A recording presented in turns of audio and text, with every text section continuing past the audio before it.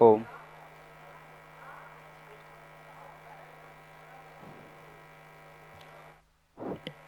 सभी लोग माँ जिनवाणी की वंदना के लिए अपने दोनों हाथों को जोड़ लीजिए। ओम नमः सिद्धेभ्यः। ओम नमः सिद्धेभ्यः। ओम नमः सिद्धेभ्यः। नमो अरिहन्ताणं नमो सिद्धाणं नमो आयर्याणं नमो वज्रायाणं नमो लोये सवसाहो। वन्दितु सर्वसिद्धे ध्रुवममलमणोवमं गदिं पत्ते वोच्छामि समय पाहुड़ मृडमो सुद केवली भड़िदम। बोले विश्ववंदनीय पंच परमेष्ठी भगवान की। बोले मूल नायक मूल विधि पर विराजमान श्री खजराज शांतिनाथ भगवान की। समयसार कृत आचार्य श्री कुंद कुंद भगवान की। संत शिरोमणि आचार्य गुरुवर श्री 108 विद्यासागर जी महाराज की। निर्यापक श्रवण मुनि पंगव श्री 108 सुधा सागर जी महाराज की। एक बार एक राजा तत्वोपदेश पाने की भावना से अपने राजगुरु के पास जाता है और वह अपने राजगुरु से कहता है कि हे गुरुदेव, मुझे आज अपने जीवन के सत्य का अनुभव कराइए। क्या है जीवन का सत्य? आज मुझे आपसे उपदेश ग्रहण करना चाहता हूं। तो राजगुरु कहते हैं कि आज नहीं, कल मैं स्वयं आपके महल में आऊंगा और वहां आकर के आपको उपदेश प्रदान करूंगा और कल की भिक्षा भी मैं आपके यहां महल से ही ग्रहण करूंगा। इतना कहकर राजा चला जाता है। अगले दिन जब राजगुरु राज दरबार में जाते हैं, सर्वप्रथम वह भिक्षा के लिए राजा से बोलते हैं और भिक्षा भी उनकी एक शर्त पे होती है कि हे राजन, आज मैं जो भिक्षा ग्रहण करूंगा वह मैं अपने पात्र में ही ग्रहण करूंगा, अपने कटोरे में ग्रहण करूंगा और वो भी सिर्फ एक ही चीज ग्रहण करूंगा, एक ही वस्तु लूंगा। राजन भिक्षा के लिए अब एक वस्तु देना है तो खीर बनवा देता है और जब वह देता है तो पूरे पतीले भर के खीर राजगुरु के कटोरे में डाल देता है, लेकिन कटोरा भरता नहीं है। कटोरा भरता नहीं है। वह राजा दोबारा और दोबारा खीर बनवाता है और वो भी उस कटोरे में डाल देता है पतीले भर के, फिर भी वह कटोरा भरता नहीं है। वह राजा अचंभित हो जाता है, गुरुदेव के पैर पड़ने लगता है कि हे गुरुदेव, एक कटोरा किस धातु का है, भर क्यों नहीं रहा है, क्यों नहीं भर रहा है? तो राजगुरु उत्तर देते हैं कि हे राजन, मैं तो आज आपको बस जीवन की सत्यता का अनुभव करा रहा था। ये कटोरा किसी धातु का नहीं है, ये कटोरा मनुष्य के मन रूपी कटोरा है जो कभी भी पूर्णता को प्राप्त नहीं होता है। आज हम देखें वर्तमान काल में मनुष्य के इच्छाएं इतनी बढ़ जाती हैं, भोग विलासा में लिप्त होता है, वह इच्छाएं करता रहता है लेकिन कभी भी उसकी इच्छाएं पूर्णता को प्राप्त नहीं होती हैं।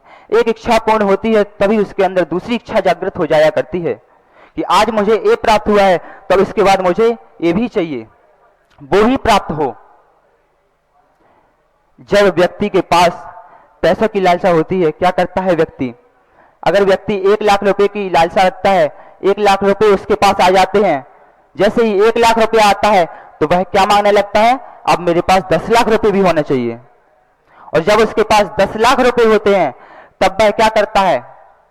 इच्छा को अपनी बढ़ा लेता है, सीमित नहीं है उसकी इच्छाएं। अब वह जब उसके पास 10 लाख रुपए आ गए तो वह क्या सोच रहा है? अब मेरे पास 1 करोड़ रुपए भी होने चाहिए और जब 1 करोड़ जाएंगे तो और भी पैसे होने चाहिए। जिस प्रकार समुद्र में कितना भी जल आता रहे लेकिन समुद्र कभी भरता नहीं है। इसी प्रकार व्यक्ति के मन हुआ करता है, व्यक्ति की इच्छाएं हुआ करती हैं कि व्यक्ति जितनी भी इच्छाएं करता रहे लेकिन इसकी इच्छाएं कभी पूर्णता को प्राप्त नहीं होती हैं। कितनी भी इच्छाएं, व्यक्ति भोग विलासों की इच्छा करता है, पंचेंद्रिय विषयों की इच्छा करता है, बहुत इच्छाएं करता है कि आज मुझे ये प्राप्त है लेकिन मुझे इससे भी ज्यादा चाहिए, कम नहीं, जितना है उसमें सुखी नहीं है, लेकिन जो इसके पास नहीं है उसको चाहिए है।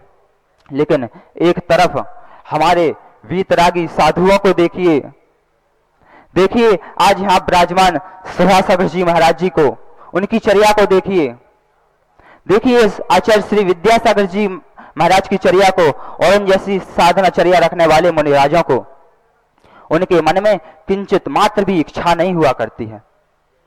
वो कैसे होते हैं? निकांक्षित होते हैं।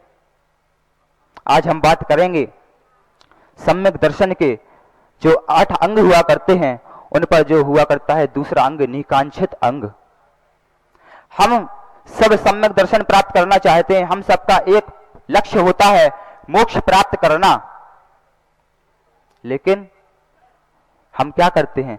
श्रद्धान तो कर लेते हैं देवशास्त्र गुरु पर, हमें तो पूर्ण श्रद्धान है, निशंक भी हैं, हमें उनमें कोई शंका नहीं है, जो हमारे आचार्यों ने लिखा है उन पर भी हमें कोई शंका नहीं है। लेकिन जब बात आती है निकांक्षित अंग की, क्या धर्म करते हुए भी धर्म के कार्यों में इच्छा नहीं करना, कार्य तो कर रहे हैं लेकिन उस कार्य के उस परिणामों में हमारी इच्छा नहीं होनी चाहिए, यह है निकांक्षित अंग। लेकिन हम अपनी इच्छाओं को कैसे सीमित करें? वीतराग सम्यक दृष्टि जीव होते हैं, उनके लिए तो कहा है, जब हम पूज्य गुरुदेव से समयसार जी का अध्ययन कर रहे हैं और जब निर्जरा अधिकार का वर्णन प्रारंभ हुआ तो निर्जरा अधिकार में बार बार आचार्य कुंद महाराज गाथाएं लिखते हैं ज्ञानी जीव के। ज्ञानी जीव कैसा होता है?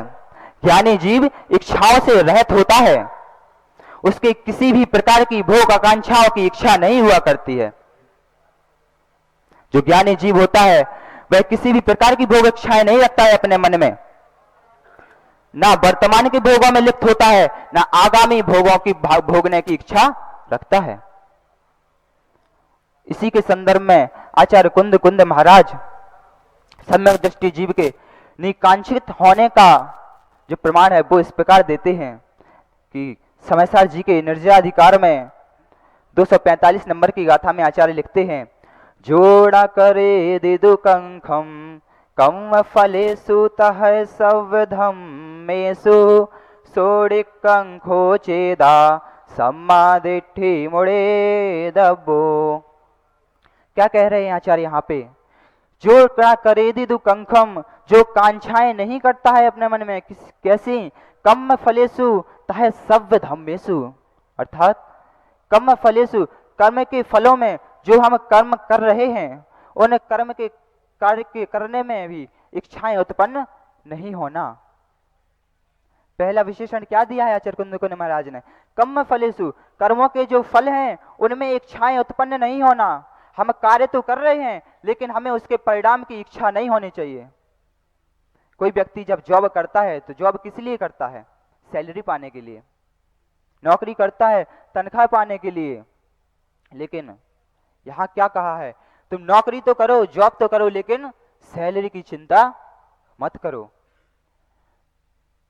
कौन हो सकता है ऐसा जो कार्य तो करे, पूर्ण मेहनत करे, लेकिन उसके फल की चिंता ना हो?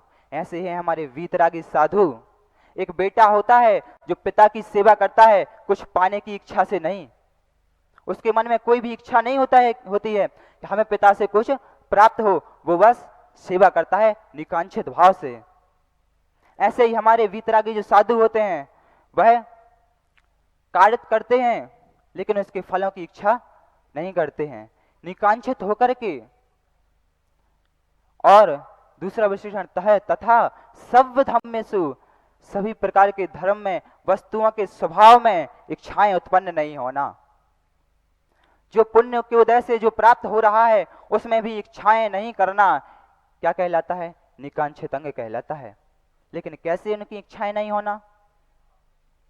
आज प्रातः काल में ही गुरुदेव ने हमें बताया था कि जब श्रवण संस्कृति संस्थान भी उन्होंने खुलवा दिया तो उसके ऊपर उपकार नहीं कर रहे हैं, बल्कि हम गुरुदेव के ऊपर उपकार कर रहे हैं कि उन्होंने श्रवण संस्कृति संस्थान खुलवा के हम जैसे बच्चों को धन्य कर दिया है। गुरुदेव अपने ऊपर उपकार नहीं ले रहे हैं, उनकी कोई भी इच्छा नहीं है वहां से, लेकिन क्या कह रहे हैं वो, हमें उपकार नहीं चाहिए। इस प्रकार उन्होंने पुण्य के उदय से धर्म के वजूद को बनाए रखने के लिए संस्थान तो खोल दिया, लेकिन उससे कोई भी इच्छा प्राप्त नहीं कर रहे हैं। वह जो भी कार्य कर रहे हैं मुनियों की उसमें इच्छा नहीं होती है। आहार के लिए जा रहे हैं, लेकिन आहार लेने के लिए उनमें इच्छा नहीं है। उनकी इच्छा क्या है, हम तो मुनि धर्म पालने के लिए आहार ले रहे हैं, जिससे हम साधना कर पाए। ये होते हैं सम्यक दृष्टि जीव। किसी भी कार्य में उनकी इच्छा नहीं होती, कार्य तो करते हैं लेकिन उनके परिणाम की चिंता नहीं करते हैं। और एक तरफ हम हैं महानुभाव, आज हमें देखिए, वर्तमान काल में आज देखा जाता है बहुत से लोग मंदिरों में जाते हैं तो भगवान से क्या करने, पंच इंद्रिय विषयों की भोगों की लालसा को पूर्ति करने के लिए भगवान के दर्शन किया करते हैं।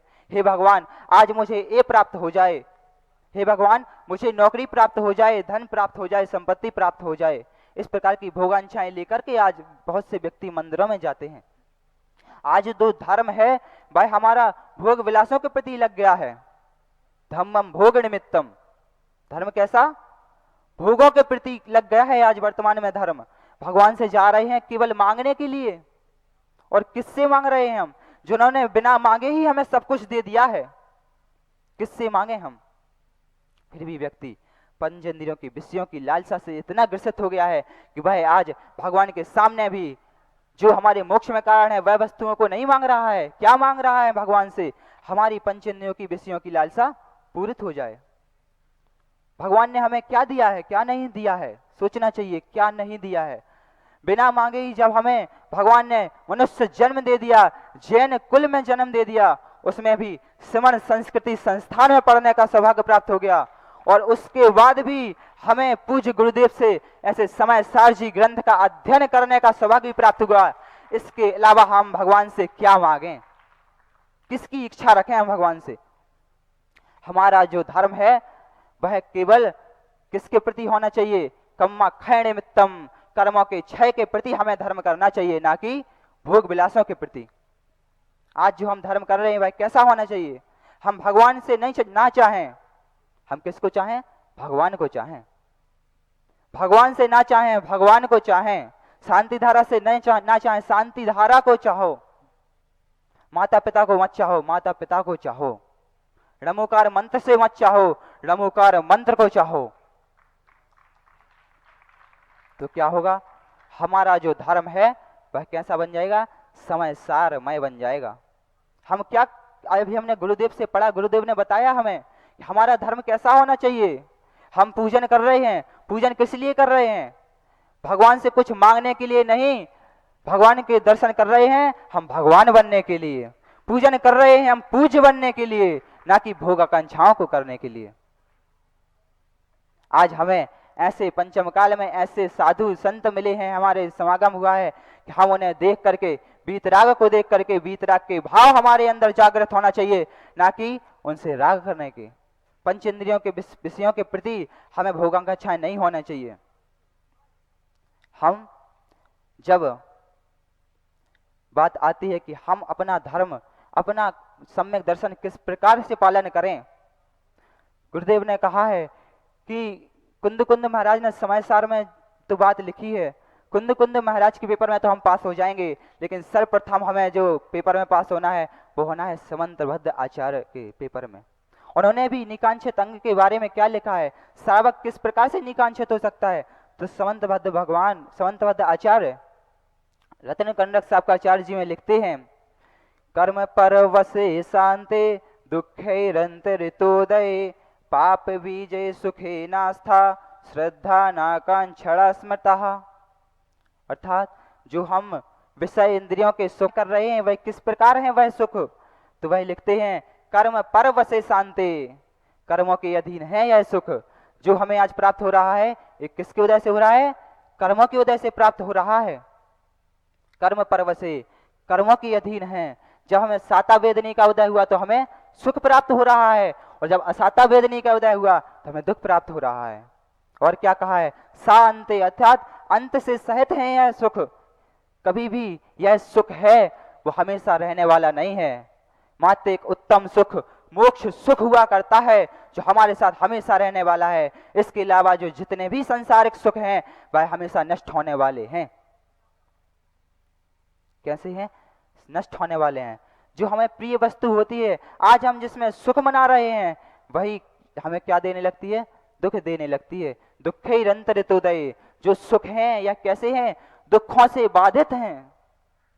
आचार्य समंतबद्ध आचार्य हमें क्या कर रहे हैं, जो यह इंद्रिय सुख हैं, भोग विलासों के प्रति हमारी जो आकांक्षाएं हैं, इनसे हमें विमुख कर रहे हैं, जिससे ये इंद्रिय की आकांक्षाएं हमारे मन में जागृत भी ना हो पाए। दुखे रंतरितोदय, यह जो सुख हैं यह कैसे हैं, दुखों से बाधित हैं। जो वस्तु आज हमें सुख दे रही है वही हमें कल दुख देने लगती है। आज जो हमें भोजन करने में जो हम सुख मना रहे हैं, वही अगर भोजन हमें, पेट हमारा भरा हुआ है, भूख नहीं है, फिर भी अगर वह भोजन हमें करा दिया जाए तो दुख देने लगती है।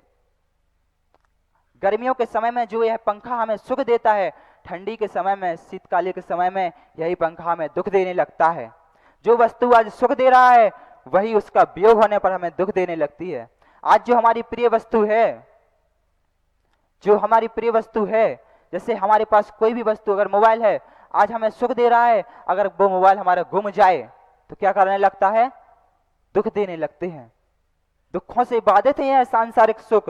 और क्या कहा है, पाप बीजे सुखे नास्ता, जो यह सुख है यह पाप के बीज हैं। इसमें भी जो सुखे नास्ता, इन सुख में जो अनास्था पूर्वक, आस्था नहीं है, इन सारे सांसारिक सुखों में अनास्था पूर्वक जो श्रद्धान करता है, श्रद्धा नाकांक्षणा स्मृता, जो इन सब प्रकार का सिद्धांत करता है उसी के निकांक्षित अंग हुआ करता है। यह बताया गया है हम श्रावकों के लिए किस प्रकार से हम सुखों की वांछा करते हैं। यह जो सुख हैं, किन सुखों की हम वांछा करते हैं संसार में रह करके। पूज्य गुरुदेव ने एक बार बताया था अपने प्रवचनों के माध्यम से कि किस प्रकार के सुखों की हम वांछा कर रहे हैं। जिंदगी भर सुखी रहे रावण, जिंदगी भर सुखी रहा, सोने की लंका थी, पूर्ण पुण्य योग भी था, पुण्य के उदय से सब कुछ प्राप्त हुआ था, जिंदगी भर सुखी रहा। लेकिन आज उसकी गति देखिए, जलाया जाता है आज रावण को हर साल। और जिंदगी भर दुखी रहे राम, आज मंदिरों में पूजा की जाती है उनकी। कहने का अर्थ ये नहीं है कि हम दुखी रहें, कहने का अर्थ ये है कि हम ऐसे भोग विलासों के सुखों को ना भोगें, ऐसे भोग विलासों के प्रति हम अपनी आकांक्षाओं को ना रखें, बल्कि पूज्य गुरुदेव को देख करके हमें भी ऐसे भाव आना चाहिए। हमारी भी आज एक आकांक्षा है, हम सबकी यहाँ आकर के एक आकांक्षा हुई है। ऐसा नहीं है कि हम पूर्ण निकांक्षित हो सकते हैं। हम इस संसार में रह करके आकांक्षाएं तो करेंगे, लेकिन हमें किस प्रकार की कांक्षा करनी है। हम तो गुरुदेव से एक ही कांक्षा करते हैं कि आगामी समय में आकर के हम भी आपके जैसे रत्नात्रय को धारण कर करके उस मोक्ष मार्ग पर भी चल सकें। इस प्रकार की हमारी आकांक्षाएं इस संसार में रह करके हुआ करनी चाहिए, ना कि भोग विलासों के प्रति हमारी इस संसार में रह करके आकांक्षाएं हुआ करती हैं। इसी प्रकार कहते हैं कि तृष्णा की खाई खूब भरी, वह रिक्त रही। गुरुदेव कहते हैं कि तृष्णा मत करो, जो है उसमें सुख मनाओ, सद्भाव में रहो, अभाव में मत जियो। जो प्राप्त है उसमें जीना सीखो, जो प्राप्त है उसमें जीना सीखो। आज जो हमें प्राप्त है, हमें खाना मिल रहा है, भोजन मिल रहा है, अगर नीरस भी भोजन है तो उसको भी बड़े भक्ति भाव से भोजन को ग्रहण करो, श्रद्धा से भोजन को ग्रहण करो, ना कि भोजन को कोस करके कभी ग्रहण करना चाहिए। जो वस्तुएं आज हमें प्राप्त हैं, यह सोचना चाहिए इस संसार में ऐसे भी जीव हैं जिनको ये वस्तुएं भी नसीब नहीं हो रही हैं। हमारे माता पिता हमारे साथ हैं, कई जो इस संसार में ऐसे भी व्यक्ति हैं जिनके पास माता पिता भी नहीं है। हमें जो अद्भाव में नहीं जीना है, हमें सीखना है सद्भाव में जीना। ये पूज्य गुरुदेव का उपदेश हुआ करता है। तो आज के दिन बस हम आपसे इतना ही कहना चाहते हैं कि जो है ऐसे हमारे संत हैं जो निकांक्षित होकर के कर्म करते हैं, उन कर्मों में इच्छा नहीं रखते हैं, हमें भी आज अपनी जो कर्म है हम ऐसे भगवान से मांगें। भगवान से मांगने के लिए हम क्या जाएं, भोग विलासों को मांगने के लिए ना जाएं, हम भगवान से मांगें बोहि लाओ स्वगणम समाहि मरणम जिन गुण संपत्ति हो मध्यम। हमें बोधि लाभ हो, हमें समाधि मरण हो, इस प्रकार की हमें आकांक्षाएं प्राप्त होना चाहिए। इसी मंगलमय भावना के साथ बोलिए पूज्य मुनि पुंगव श्री सुधा सागर जी महाराज की। बहुत सुंदर व्याख्या श्री समय साल जी ग्रंथराज पर भैया ने की। इनका भाव ये था कि मांगना यद्यपि बुरा समझा किया मैं उम्र भर। समय साल जी ग्रंथराज पढ़ रहे हैं तो समय साल जी पढ़ते हुए ये भावना इन्होंने रखी कि मांगना यद्यपि बुरा समझा किया मैं उम्र भर, किंतु अब जब मांगने पर बांध कर आया कमर, और फिर सौभाग्य से जब आप सा दानी मिला, तो भला क्यों मांगने में आज क्यों रखूं कसर। क्या मांगना है गुरुदेव से, तो भला क्यों और फिर सौभाग्य से जब आप सा दानी मिला, तो भला क्यों मांगने में आज क्यों रखूं कसर।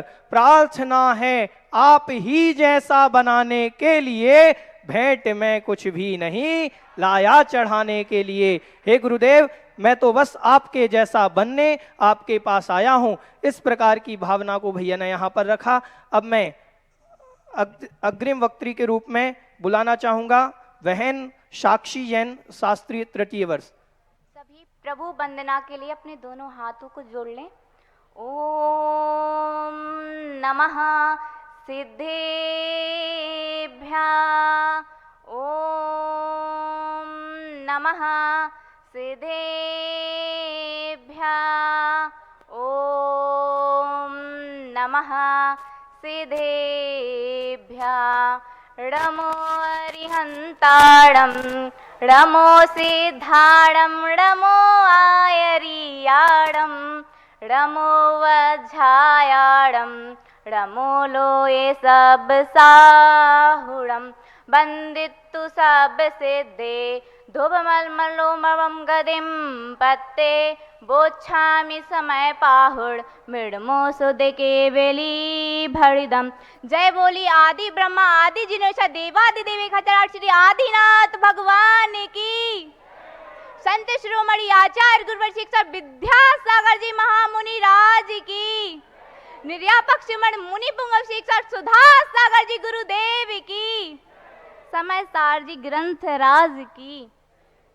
आज यदि मैं यहाँ बैठ के प्रवचन दे रही हूँ, किस लिए? हमारे गुरुजी उपदेश देते हैं, किस लिए? गुरुजी ने सिमर संस्कृति संस्थान खोला, किस लिए? हमारे भाई और बहनें गाथाएं सुना रहे हैं, किस लिए? अपनी ख्याति के लिए नहीं, वह अपनी ख्याति के लिए यहाँ गाथाएं नहीं सुना रहे हैं, बल्कि जिन धर्म की प्रभावना के लिए यहाँ ये सब कार्य हो रहा है। श्रीमद संस्कृति संस्थान खोला तो केवल जैन धर्म की प्रभावना के लिए। एक बार आचार्य विद्यासागर जी मुनिराज ने, आचार्य श्री ने पूछा अपने गुरु ज्ञान सागर जी से कि गुरुदेव मुझसे जैन धर्म की प्रभावना कैसे होगी, मैं जैन धर्म की प्रभावना कैसे कर सकता हूँ। तो ज्ञान सागर जी ने क्या कहा? उन्होंने कहा कि आर्ष मार्ग में जो दोष लगाए, क्या आर्ष मार्ग में जो दोष लगाए भाई क्या अप्रभावना कहलाती है, और तुम उस अप्रभावना से बचते रहना, प्रभावना अपने आप हो जाएगी। क्या प्रभावना अपने आप हो जाएगी। रावण का प्रसंग आता है, रविशरण आचार्य ने अब एक पद्म पुराण जी जो ग्रंथ लिखा है उसमें एक रावण का प्रसंग आता है। तो उसमें क्या रावण ने एक भव्य विशाल शांतिनाथ भगवान का मंदिर बनवाया, किस लिए? उसने अपनी ख्याति के लिए कि मैंने सोने का मंदिर बनवाया तो मेरा नाम होगा, मेरी जय जयकार होगी। उसने जैन धर्म की प्रभावना के लिए कार्य नहीं किया, उसने केवल एक कार्य क्या अपनी ख्याति के लिए किया। वह उस मंदिर में 16 दिन तक ध्यान में मग्न बैठा रहा। क्या 16 दिन तक उसकी पत्नी मंदोदरी उसको पुकार रही है, परंतु वह ध्यान से हटता नहीं है, वह बैठा रहता है। उसको क्या था? उसका एक स्वार्थ था कि मुझे विद्या की सिद्धि करनी है। क्या वह अपना स्वार्थ निकालने के लिए वह क्या बगुले की तरह कार्य कर रहा था कि जैसे बगुला खड़ा रहता है एकाग्रता के साथ, उसका क्या स्वार्थ क्या रहता है? सिर्फ मछली जैसी उसको मिली और वह उड़ जाता है, उसकी एकाग्रता भंग हो जाती है। ऐसे ही रावण था। रावण क्यों बैठा था? कि मेरी जय जयकार हो। रावण अगर चाहता तो हमारे जैन धर्म की बहुत प्रभावना कर सकता था। गुरुदेव कह रहे थे कि यदि रावण मुनि बन जाता तो क्या, रावण मुनि बन जाता तो खुद का कल्याण तो करता, खुद तो जैन धर्म की प्रभावना करता, और उसके संसर्ग में जो जो आता वह भी क्या, जैन धर्म की प्रभावना करते। आचार्य समंतभद्र स्वामी ने श्रावकाचार्य जी में कहा है, अज्ञानातिमिरव्याप्तिर मपाकृत यथा यथम जिन शासन महात्म्य प्रकाशा स्यात् प्रभावना। अर्थात वह कहते हैं कि संसार में जो व्याप्त अंधकार है, अज्ञान रूपी जो अंधकार फैला हुआ है, उसको हटा दो, उसको नष्ट कर दो तो क्या, प्रभावना हो जाएगी। हमारे गुरुजी ने समय सार का जो सवर प्रारंभ हुआ उसका एक दृष्टांत बताया था कि ये प्रारंभ क्यों हुआ। उन्होंने कहा था कि 40-50 वर्ष पहले जो समय सार जी को पढ़ता था उसको क्या, मुनि विद्रोही माना जाता था।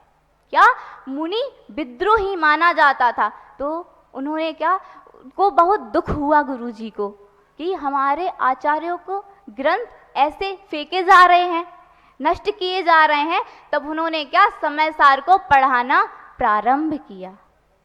तो जिस प्रकार उस समय वज्र कुमार मुनि ने क्या, वज्र कुमार मुनि ने धर्म की प्रभावना की थी और प्रभावनांग में प्रसिद्ध हुए थे। आज का समय है कि यहाँ पर आज के समय में यदि नाम लिखा जाएगा प्रभावनांग में तो हमारे आचार्य श्री और हमारे गुरुदेव सुधा सागर जी का लिखा जाएगा, इसमें कोई संदेह नहीं है। इसमें मुझे तो कहीं कोई संदेह नहीं दिखता है। लिखा जाएगा तो हमारे गुरुदेव का नाम लिखा जाएगा। उन्होंने कितनी धर्म की प्रभावना की कि समय सार जी ग्रंथराज में जो भ्रांति फैल रही थी कि इससे मुनि विद्रोही बनते हैं। इधर देखिए समय सार पढ़ने वाले, क्या ये मुनि विद्रोही बैठे हैं क्या? नहीं, यहाँ कोई मुनि विद्रोही नहीं है, बल्कि श्रवण परंपरा को आगे बढ़ाने वाले बैठे हैं। आज यह तो क्या, व्यवहार से उन्होंने बात बताई। अब हमारे कुंद आचार्य जी व्यवहार को तो मानते हैं, परंतु वह कहते हैं कि यह जीव व्यवहार में रस ना लेने लग जाए, उसी में क्या रम ना जाए, इसलिए वह क्या निश्चय नय से कहते हैं। समय सार जी में उन्होंने कहा है, बिज्जा रहमा मूड़ो, बिज्जा हमा मूड़ो, मुड़ो रहर एसु हड़दी जो चेदा, सो जहड़ाड़ पहावी सम्मा डिट्ठी मुड़े दब्बो। वह कहते हैं कि जो विद्या रूपी रथ पर आरूढ़ होकर, विद्या रूपी रथ पर चढ़कर जो मन के वेग को क्या, मन के वेग को स्थिर करता है, रोक लेता है और चलता है, वह व्यक्ति जो इस प्रकार से वह क्या सम्यक दृष्टि जीव क्या जिन धर्म की प्रभावना करने वाला कहलाता है। अब इसको मैं आपको एक घटित करके बताती हूँ। आचार्य श्री विद्यासागर जी गुरुदेव, ज्ञान तो है ना, वह क्या विद्या रूपी रथ पर आरूढ़ हैं। उन्होंने अपने मन के वेग को क्या स्थिर कर लिया है, रोक लिया है और क्या वह विहार कर रहे हैं। और क्या जैसा जिनेंद्र भगवान ने बताया है वैसे ही धर्म की क्या प्रभावना कर रहे हैं, क्या जिन धर्म की प्रभावना कर रहे हैं। आचार्य श्री जी और गुरुदेव कहते हैं कि जैसा भगवान महावीर ने उपदेश दिया, जैसा भगवान महावीर ने उपदेश दिया उनके अनुरूप, उसके अनुरूप अपने जीवन को बनाओ तो प्रभावना अपने आप हो जाएगी। क्या प्रभावना अपने आप हो जाएगी और यही क्या सच्ची प्रभावना है। रावण को राक्षस कहा जाता है, क्या रावण को राक्षस कहा जाता है, परंतु वास्तव में वह राक्षस नहीं था, वह तो बड़ा ज्ञानी था। भाई क्या श्री राम से भी उसके अंदर बहुत ज्ञान था, परंतु वह क्या मिथ्यात्व का सहारा लेकर जीता रहा, क्या मिथ्यात्व का सहारा लेकर जीता रहा और कुमार्ग को ही क्या बुरे मार्ग को ही क्या अच्छा मार्ग समझता रहा। यदि वह मुनि व्रत धारण कर लेता तो हमारे जैन धर्म की और सच्चे मार्ग पर चला जाता तो क्या हमारे जैन धर्म की वह प्रभावना कर सकता था। गुरुदेव ने एक वाक्य कहा था, जो मेरा है वह खरा है।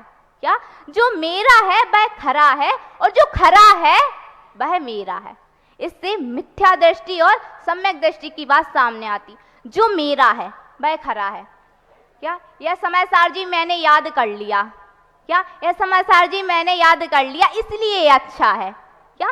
समाचार जी मैंने याद कर लिया इसलिए अच्छा है। ये तो हुई मिथ्या दृष्टि की बात। जो खरा है वह मेरा है। क्या? जो खरा है वह मेरा है। यह समाचार जी ग्रंथराज इतना महान है कि मैंने इसको याद कर लिया। क्या? यह इतना महान है कि मैंने इसको याद कर लिया। मात्र समाचार जी को पढ़ने से और याद करने से, कंठस्थ करने से कुछ नहीं होगा। उसको अपनी आत्मा में उतारना होगा। और जिस दिन हम अपनी आत्मा में समाचार जी को उतार लेंगे, जिस दिन हमने समाचार में अपना जीवन कर लिया, उस दिन हम क्या सच्चे समाचारी बन जाएंगे। क्या? सच्चे समाचारी बन जाएंगे। जैसे हमारे गुरुदेव। 4 पंक्तियां बोलकर मैं अपनी वाणी को विराम देना चाहूंगी। ऐसी कोई गणित नहीं जो गिन पाए तेरे उपकार, तुम बिन कोई नाविक ना जो चला सके मेरी पतिवार। ना मैं तुझ सम बैरागी और ना तू मुझ सम रागी है, फिर भी यह अज्ञानी तेरी हर एक कृपा का भागी है। फिर भी यह अज्ञानी तेरी हर एक कृपा का भागी है। जय बोली महावीर भगवान की जय।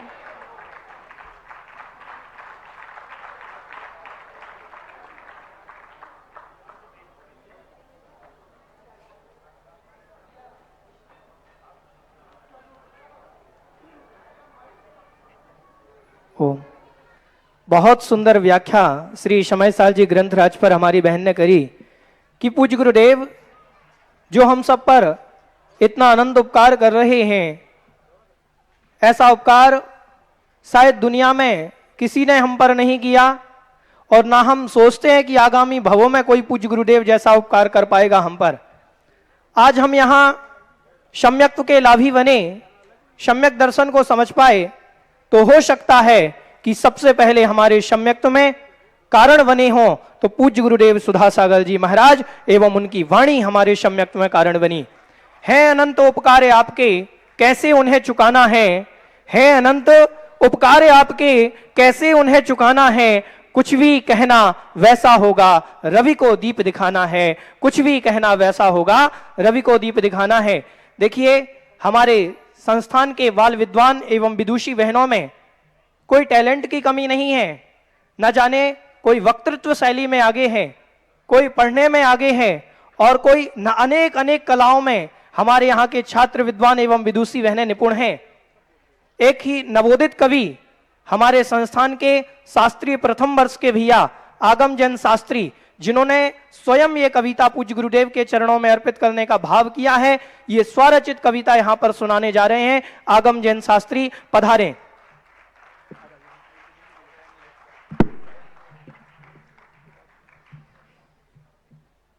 बोलिए अनंत अनंत सिद्ध परमेश्वरी भगवान की।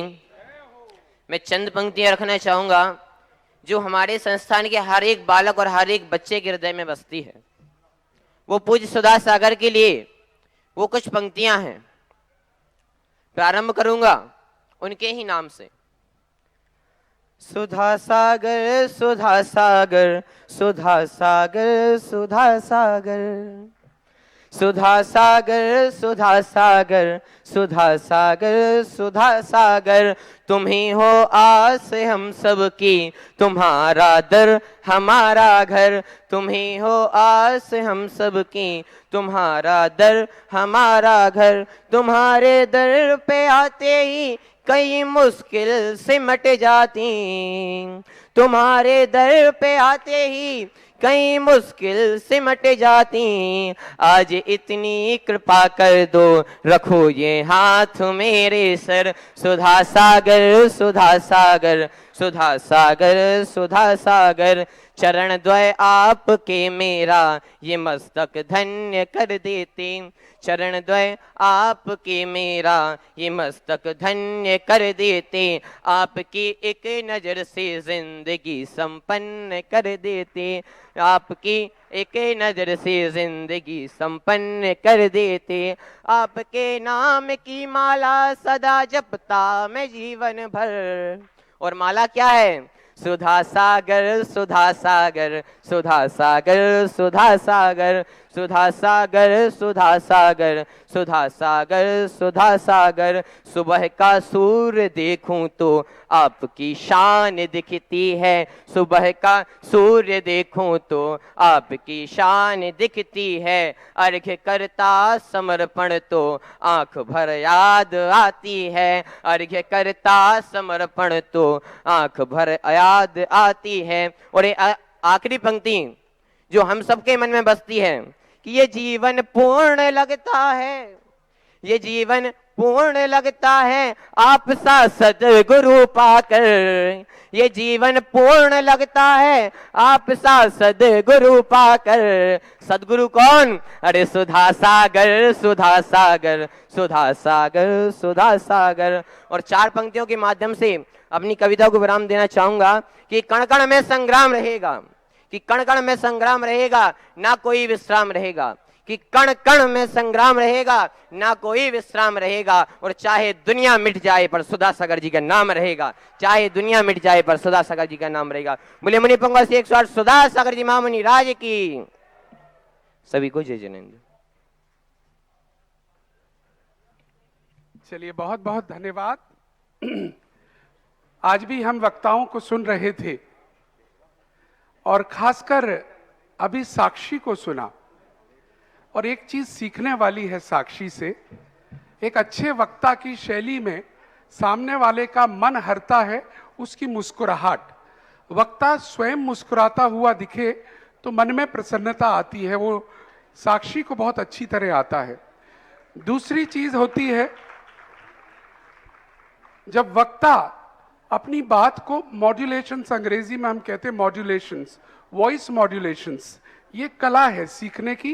किस चीज को उठाना, किस चीज को सामान्य ढंग से कहना, जहां जोर देना है वहां कैसे बोलना, साक्षी में ये इनबिल्ट है। जरा जोरदार तालियां इसके लिए। और ये बहुत अच्छी प्रवचनाकार बने, यह हमारी भी शुभकामनाएं हैं।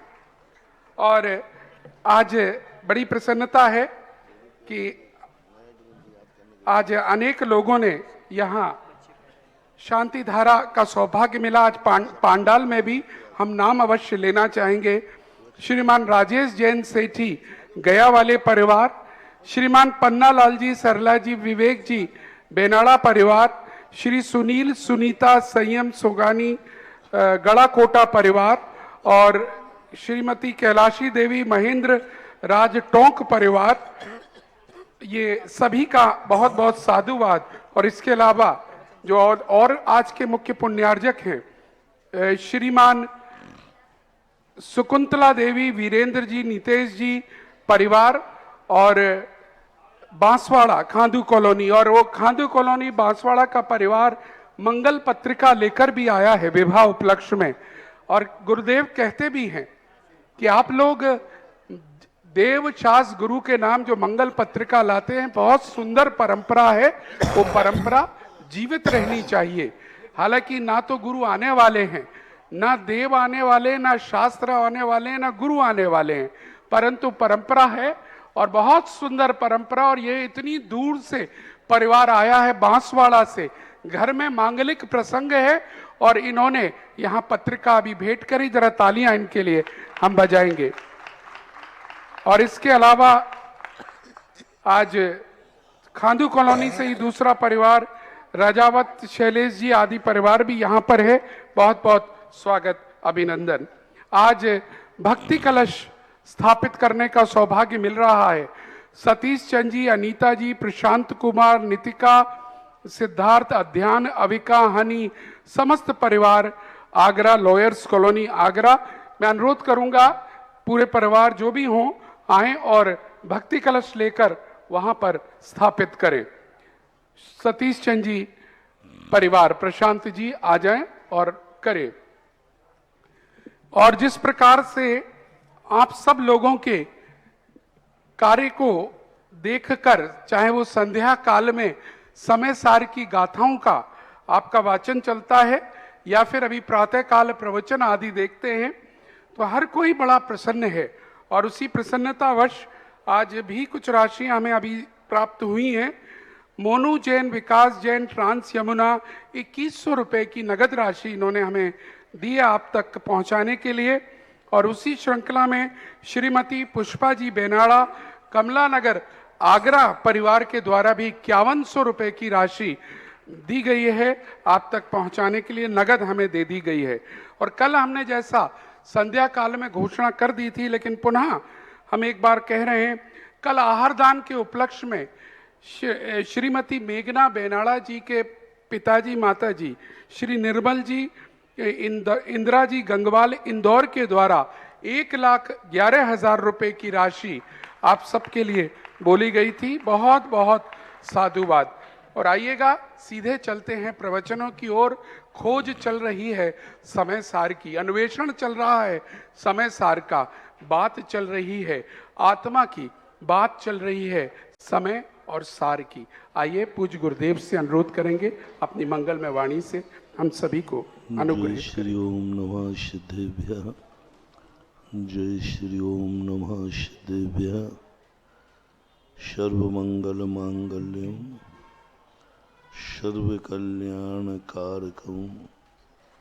प्रधानं सर्वधर्माणां जैनम जयतु शासनम। पंच परमेष्ठी भगवान के आचार्य श्री गुरुवर कुंद कुंद महाराज के, आचार्य श्री गुरुवर विद्यासागर महाराज के,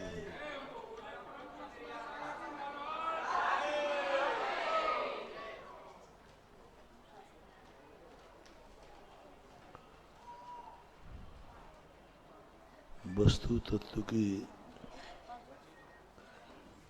महिमा सुनकर के उस महिमा को पाने का मन हो जाता है। आत्मा के स्वरूप का वर्णन सुनते ही मन करता है कि उस आत्मा का साक्षात्कीकरण कैसे करूं। मन करता है कि जिस दिशा में पूज्यवर कुंद कुंद भगवान ले जा रहे हैं, मैं उस दिशा में कैसे चलूं, और जो दशा का वर्णन वो कर रहे हैं उस दशा को मैं प्राप्त कैसे हो। हमारी दिशा तो सही बन रही है, क्योंकि दिशा बनाने के लिए ज्यादा मेहनत नहीं करना पड़ती। दिशा तो अविरत सम्यक दृष्टि की भी सही है, लेकिन उसकी दशा बहुत बिगड़ी हुई है। दिशा सही हो, जरूरी नहीं कि तुम मंजिल पर पहुंच जाओ। पुरुषार्थ सही हो, जरूरी नहीं कि तुम सफल हो जाओ। तुम्हारा सोच अच्छा है, जरूरी नहीं कि तुम अच्छे बन जाओ। तुम बहुत अच्छा कार्य कर रहे हो, जरूरी नहीं कि तुम्हारा अच्छा हो जाए। जहर नहीं पान कर रहे हो, रोटी खाने से तुम्हारा अच्छा ही होगा ऐसा कोई नियम नहीं है। धन पाने से तुम धनी हो जाओगे ऐसा कोई नियम नहीं है। ज्ञान पाने से तुम ज्ञानी हो जाओगे ऐसा कोई नियम नहीं है। धर्म करने से तुम धर्मात्मा हो जाओगे ऐसा कोई नियम नहीं। मुनि बनने से तुम मुनि बन जाओगे ऐसा कोई नियम नहीं। समय सार पढ़ने से तुम समय सारी बन जाओगे ऐसा कोई नियम नहीं है, कोई नियम नहीं। यदि हमारी दशा वैसी नहीं है, रोटी भी हमारे प्राण ले सकती है। अन्न को 11वां प्राण कहा है, लेकिन यदि हमारी दशा बिगड़ी हुई है तो वह अन्न प्राण ले लेता है। बताते टाइफाइड वाले को अन्न निषेध करते, कितनी बीमारियां हैं उनमें निषेध किया जाता है, क्योंकि तुम्हारी दशा, ये तो भक्ष्य है, खाने योग्य है, लेकिन वैद्य कहता है कि नहीं, तुम्हारी दशा ठीक नहीं है, तुम अस्वस्थ हो। इसी प्रकार से हम अच्छा कार्य कर सोच रहे हैं, लेकिन हमारी दशा अच्छी न होने से वो सब गंदा हो रहा है। आकाश से पानी अच्छा ही बरसता है, लेकिन वह पानी अच्छा ही रहे ऐसा कोई नियम नहीं। आकाश से बरसने वाला पानी स्वच्छ होता है, ना खारा है ना मीठा है। जब आकाश से पानी खारा बरसा ही नहीं तो ये कुएं में खारा पानी कैसे हो जाता है? बरसा तो मीठा था, उसमें कोई फ्लोराइड नहीं था, ये फ्लोराइड कहाँ से आ गया? उसमें कोई टीटीएस नहीं था, ये टीटीएस कहाँ से आ गया? आकाश के पानी में फ्लोराइड नहीं, टीटीएस नहीं, कोई चीजें उसमें नहीं, खारा नहीं, अति मीठा नहीं, ठीक है, जैसा है वह। पर हम तो देखते हैं कि बोरिंग में कोई में खारा निकल रहा है, कोई में पीला निकल रहा है। इसलिए आकाश से बरसने वाले पानी का स्वरूप अच्छा है, वो अच्छा ही रहेगा, कोई नियम नहीं। वही बूंदें धूल का संपर्क पा लेती हैं तो कीचड़ बन जाती है, वही बूंदें नाली में चली जाएं तो गंदा बन जाती है। वही स्वाति नक्षत्र की बूंद सांप के मुख में चली जाए तो जहर बन जाती है। इतना जहरीला सांप हो जाता है वो, एक स्वाति नक्षत्र होता है। वह नक्षत्र की बूंद हर साल बरसती है, और एक बूंद नहीं, सैकड़ों, हजारों, लाखों, करोड़ों बूंदें बरसती है स्वाति नक्षत्र में बरसने वाली। क्योंकि स्वाति नक्षत्र आता है, हर महीने आता है, और उस नक्षत्र में जो पानी बरसता है उसकी कुछ विशेषताएं होती, लेकिन बहुतायत पानी बरसता है बहुत मेहनत से। पानी आकाश से ही बरसता है, नदियां पहाड़ से ही निकलती हैं। समुद्र से आज तक कोई नदी नहीं निकली, और समुद्र से ही पानी मिलता है, लेकिन समुद्र का पानी कोई काम का नहीं। तुम बुरे हो तो तुम बुरे ही रहोगे, ऐसी बात नहीं। जैसे हमने अच्छाई में घटाया, ऐसे ही बुरे करो। तुम बुरा कर्म कर रहे हो तो बुरा ही होगा, ऐसा नहीं। तुम्हारी दशा क्या है? दशा क्या है? जहर पी लिया तो मरोगे, ऐसा कोई नियम नहीं है।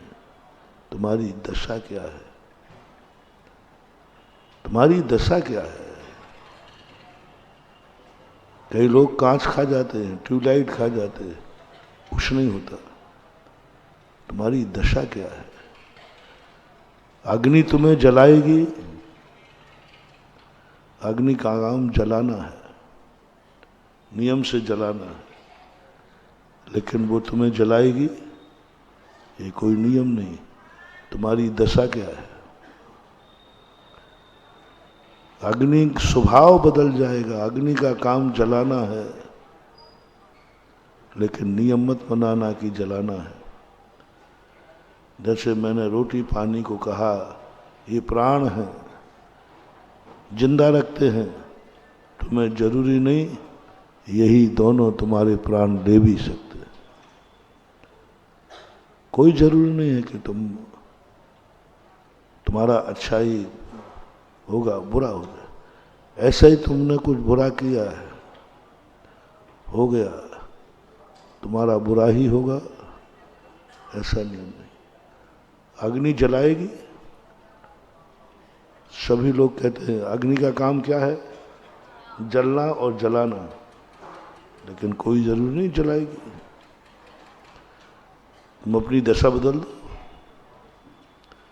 अग्नि को अपनी दिशा बदलना होगी, अग्नि को अपना स्वभाव बदलना होगा। तुम्हारी दशा सही होना चाहिए। तुम्हारी दशा है, मत डरो, अपनी दशा पर विश्वास करो। समय सार हमारी दशा सुधारता है। तुम दशा को सुधार लो, दुनिया की चिंता मत करो कौन अच्छा है कौन बुरा है, क्या पाप है क्या पुण्य है। तुम्हारी दशा क्या है?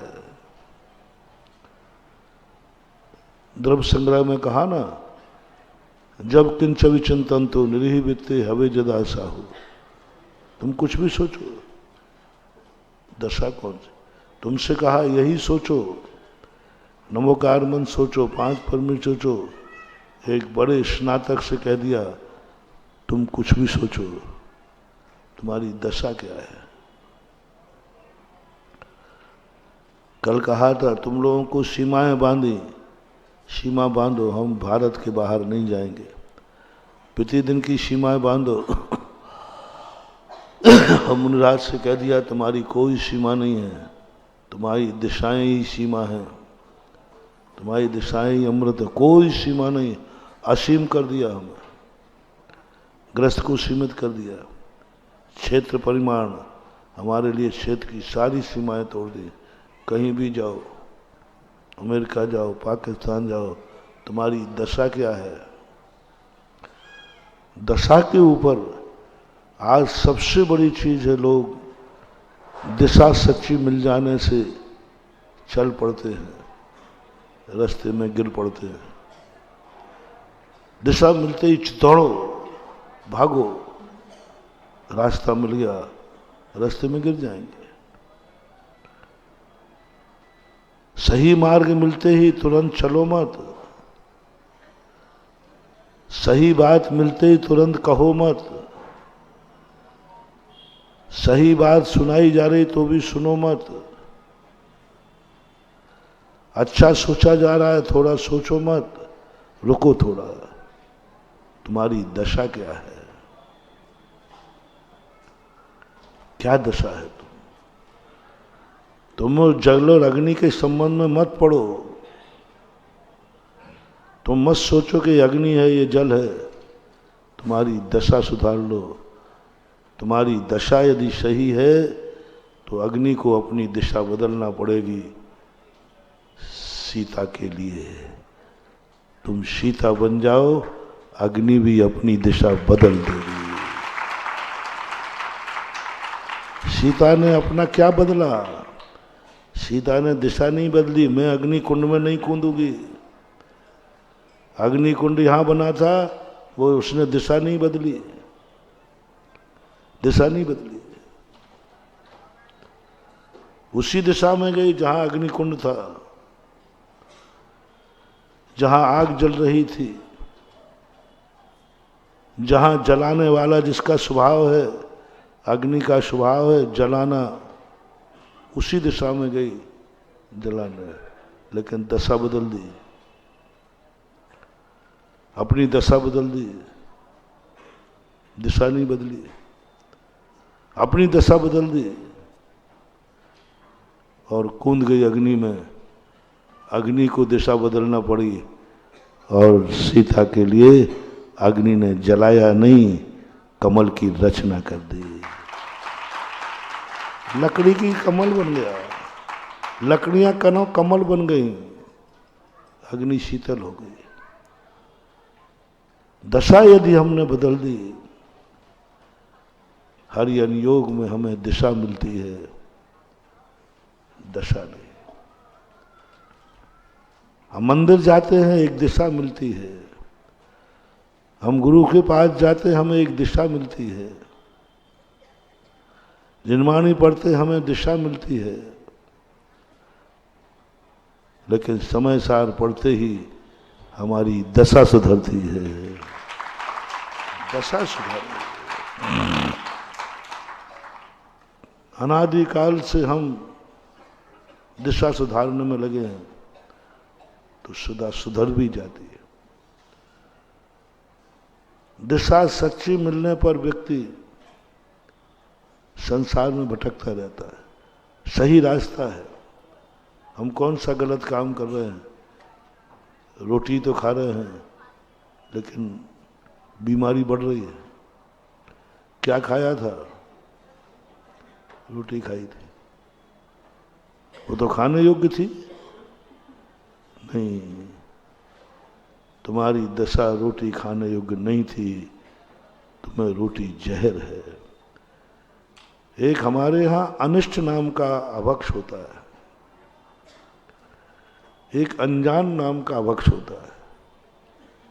ये दोनों अभक्षों की परिभाषा बड़ी विचित्र है। बाकी अभक्ष तो अपन को समझ में आते, इसमें जीव जंतु है, ये हिंसक है, अल्फल बहुविघात है। ये दो कोई वस्तु नहीं है दुनिया में, कोई वस्तु नहीं है। अनिष्ट क्या है और अनजान क्या है? सारे अभक्षों में से सबसे ज्यादा अभक्ष माना जाता है अनजान, जिसके संबंध में हम कुछ जानते नहीं हैं। हम नहीं खा सकते, शुद्ध है, सही है, खाने योग्य है, लेकिन हमारे ज्ञान में नहीं है। हमारे ज्ञान में नहीं है कि ये क्या है, शुद्ध होकर कि वो ग्रहण करने योग्य नहीं है, श्रद्धा करने योग्य नहीं है। इसलिए सम्यक दर्शन के साथ सम्यक ज्ञान जरूरी है। जान करके ग्रहण करना है, अनजाने बन के नहीं। अनजाने से नहीं, जानो पहले और जानते हुए ग्रहण करो, जानते हुए विश्वास करो। और एक अभक्ष आया है, अनिष्ट अभक्ष। अनिष्ट नाम की कोई चीज दुनिया में नहीं है जिस पर लिखा हो ये सर्वथा अनिष्ट है, अनिष्ट सापेक्ष है। तुम्हारे लिए क्या अनिष्ट है, वह अनिष्ट जो तुम्हारे लिए है, जब जब तुम अनिष्ट को खा रहे हो तब तब तुम आत्महत्या कर रहे हो, चाहे भली वो रोटी क्यों ना हो। आत्महत्यारा है रोटी खाने वाला, आत्महत्यारा है पानी पीने वाला। हत्यारा, उसको हत्या का पाप लगेगा। इसलिए सवाल ये नहीं है कि भक्ष कौन है, अभक्ष कौन है। ये तो पहली कक्षा की किताबों की बातें हैं। ये तो श्रावकाचार में पढ़ लिया, भक्ष क्या है, अभक्ष क्या है, लिखा पड़ा, अपन को सबका ज्ञान। लेकिन हमने भक्ष को भी खाने का नियम ले लिया, तो भी तुम आत्महत्या के भागीदार हो। अनजान खाने का यदि तुमने अनजान खा लिया तो संसार के समस्त जीवों की हत्या के भागीदार हो। तुमने खाया है अनजाना फल। अनजान फल खाने वाला व्यक्ति मांस का भी दोषी है, शराब का भी दोषी है। जितने अभक्ष हैं सब अभक्ष खाए हैं उसने, सब अभक्ष खाए। क्योंकि अनजान फल खाया है। बिना देखे चलने पर देख कर चलने पर चींटी मर भी जाए तो कोई दोष नहीं। मर्दो वा जीदो वा आयदाचार से निश्चिता हिंसा, आयतनाचार हिंसा। और यदि बिना देखे चले हैं, एक भी चींटी नहीं मरी है। इस 9 इंच के पैर के नीचे जितनी चींटियां समा सकती हैं, उतनी चींटियों का हत्यारा है वह जिस समय वो देख के नहीं चला। और पैर के नीचे देखो तो एक भी चींटी नहीं मरी, एक भी चींटी नहीं मरी। लेकिन कितनी चींटियों को मार दिया उसने। आप बताओ 9 इंच के पैर के अंदर कितनी चींटियां बैठ सकती हैं, कितनी चींटियां हो जाए, हजारों लाखों। और सबकी हत्या तुमने एक बार पैर से लाखों जीव मारे थे। साहब मैंने लाखों जीव कब मारे? प्रमाण दो। कैमरे में नहीं आएगा, कैमरे में नहीं आएगा। बताइए मैंने कब मारे? कोई फोटोग्राफ्स आपके पास, कोई गवाह है, कोई कैमरा? बोले कोई गवाह नहीं, कोई कैमरा नहीं, क्योंकि तुम बिना देखे चले थे। बिना देखे चले थे। आप हिंसक हैं। सभी पाप ऐसे हैं, नहीं हुए हैं तुमसे, लेकिन तुम सावधान भी नहीं थे। एक बहुत पुरानी घटना है, सुनी सुनाई है। एक कारिका माता को कांच लग गया, कांच, बहुत बड़ा कांच लग गया, बहुत ब्लडिशन हो गया, घाव बहुत बड़ा। 4 महिलाएं पकड़ के ले गई आचार्य महाराज के पास। बहुत पहली घटना है, किसी महाराज ने सुनाई थी, राजस्थान की घटना। और वहाँ गुरु महाराज के पास ले गए। महाराज जी माता जी को ऐसा हो गया, बहुत खून निकल रहा है, निकल गया, बहुत ज्यादा नुकसान, बहुत तकलीफ थी। कांच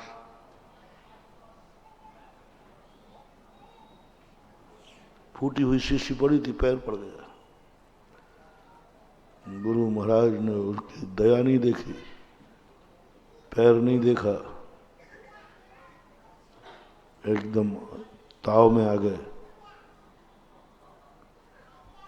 5 उपवास करो, 5 उपवास कर लीजिए। सब दंग रह गए, ये कौन सा तरीका है, ये कौन सी निर्दयता है। इधर और तो कहते हैं संत हृदय नवनीत समान, नवनीत के समान होता है। पूछी नहीं, सांत्वना नहीं, आशीर्वाद नहीं, आक्रोश, अंधी कहीं की। हारिका बन गई। ओह, एक 2 पंडित बैठे थे, उन्होंने कहा महाराज जी ये तो शोषण है, ये मानव अधिकार के खिलाफ है, ये शिष्या है, आप गुरु है, इसका अर्थ ये थोड़ी है कि आप कुछ भी करो। तो गुरु ने कहा अच्छा, हारिका पर दया आ रही तुम्हारे पे, इतना बड़ा कांच का टुकड़ा नहीं दिखा, काश उस स्थान पर मेंढक होता तो, और वो इनके पैर से कुचल जाता तो उसको भी उठा के तुम ऐसे ही लाते, उसको भी लाते कि साहब इसको नमोकार मन सुनाओ। ये कांच शीशी पर पैर नहीं रखा है, जितने जीव उतने बड़े साइज के पैर में आके दब के मर सकते हैं, उतने जीवों की हत्या की है इन्होंने। कौन समझेगा इस रहस्य? सबको कांच दिख रहा है, सबको माता जी दिख रही है, सबको हारिका दिख रही है, और जैन दर्शन को दिख रहा है उस फूटी शीशी के स्थान पर मेंढक संगी पंचेंद्री, संगी पंचेंद्री। और मेंढक को नहीं कुचला है इन्होंने, जिनेंद्र भक्त को कुचला है। हो सकता है वो भक्ति के लिए जा रहा हो। सम्यक दृष्टि को कुचला है, हो सकता है वो सम्यक दृष्टि हो। देश वृत्ति को कुचला है, मेंढक भी देश वृत्ति हो सकता है। कितनी संभावना है। सारी दुनिया को कांच और पैर दिख रहा है, जैन दर्शन को दिख रहा है। मेंढक भक्त भेका प्रमोद मत्ता कुसुमे नई कैन राजगृह जा सकता है। भक्ति के लिए जा रहा हो तो, वृत्ति हो तो हो सकता है वो अपने किसी धर्म कार्य से जा रहा हो, वृत्ति हो सकता है। वो यदि मर जाता तो ये उपवास किसके मिले हैं। एक देश वृत्ति को पैर से कुचलने के, एक जिनेंद्र भक्त को पैर से कुचलने को, एक संगी पंचेंद्री को पैर से कुचलने का, अब बोलो एक देश वृत्ति का मर्डर करने का सजा क्या है वृत्ति की। एक सम्यक दृष्टि के मर्डर करने का पाप क्या है।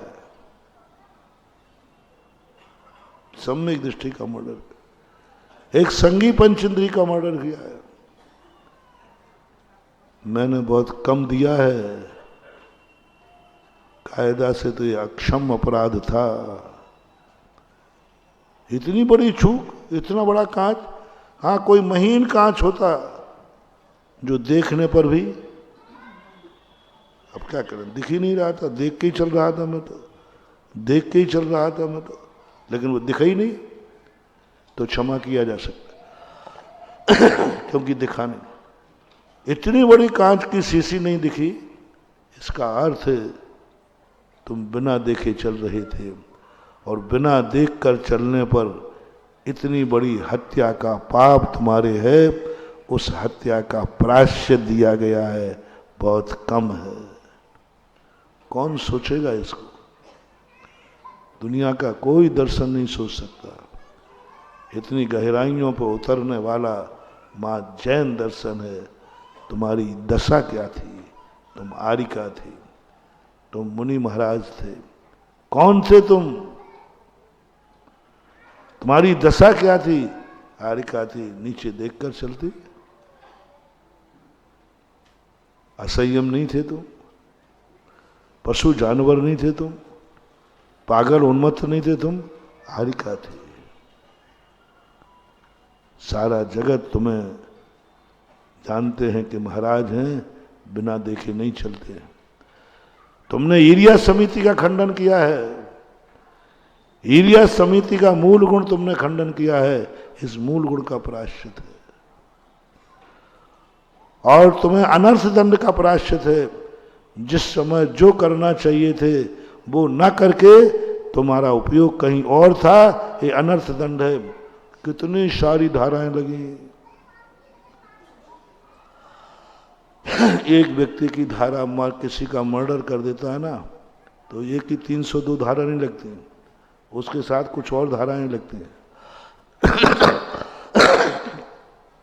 इसने धोखा दिया एक धारा, परिवार को अनाथ दिया एक धारा, साक्षात मिटाने का, साक्ष्य मिटाने का प्रयास किया एक धारा, भागने का प्रयास किया एक धारा, पुलिस को गुमराह किया, कोर्ट को गुमराह किया। सब धाराएं लगती हैं कि नहीं। केस कितना हुआ है, एक। ऐसा ही एक चीज घटना घटी है और इतनी धाराएं लगी। देश वृत्ति का मर्डर किया धारा, वृत्ति का मर्डर किया धारा, कितनी धाराएं लगा दी एक घटना पर। ये न्यायालय है, ये न्याय है। इतनी धाराओं का प्रायश्चित दिया जाता है। अनर्थ दंड हो गया तुमसे, तुमने मूल गुण की आराधना की है। अब वो कांच माच तो भूल गई आरिका। गरम गरम हल्दी मिलती, गरम गरम हलवा मिलता, बेड रेस्ट मिलता, साधु करे ठीक भैया इनकी अच्छी सेवा करो, वो सब पहले तो दंड अपराधी सिद्ध हो गया। दशा क्या है तुम्हारी? आज सारा सब कुछ भी इस संसार में कुछ भी नहीं करने योग्य है और कुछ भी सब कुछ करने योग्य है। सब कुछ करने योग्य है, मां तुम्हारी दशा क्या है? मैंने एक दिन कहा था तुम हिंसा कर सकते हो, तुम बंदूक चला सकते हो, 24 घंटे मारने का भाव कर सकते हो, तुम हत्यारे नहीं कहलाओगे तुम पापी नहीं कहलाओगे।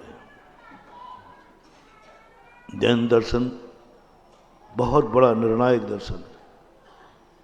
महाराज ये व्यक्ति 24 घंटे मारने का भाव करता है, 24 घंटे, ये बहुत बड़ा पापी है। और बस जैसे निशाना बना निपटा देता है। हजारों को मार डाला इसने, 10,000 तक एक दिन में मर्डर करने वाला, 10,000 हत्याओं को करने वाला जैन दर्शन का। इसने 10,000 लोगों को मारा है सुबह से शाम तक। जैन दर्शन कहता है मैं इसको पापी नहीं कहूंगा। साहब गवाह है 10,000 को निपटाया। जैन दर्शन कहता अभी नहीं कहूंगा। कौन था? कौन था वो? बोले सैनिक था, योद्धा था।